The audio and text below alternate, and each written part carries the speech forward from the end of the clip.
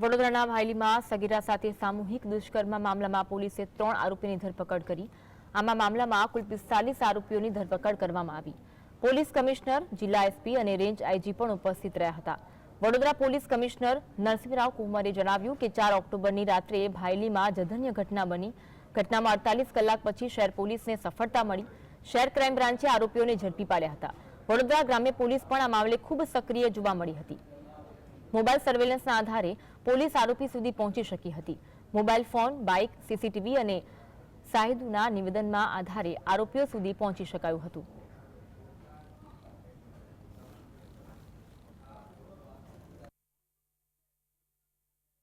अन्य फिजिकल एविडेंसना आधारे आज क्राइम ब्रांच आ गुनामां संडोवायेल 3 आरोपीओने आइडेंटिफाई करीने एमने कस्टडीमां लेवामां सफल थयेल छे।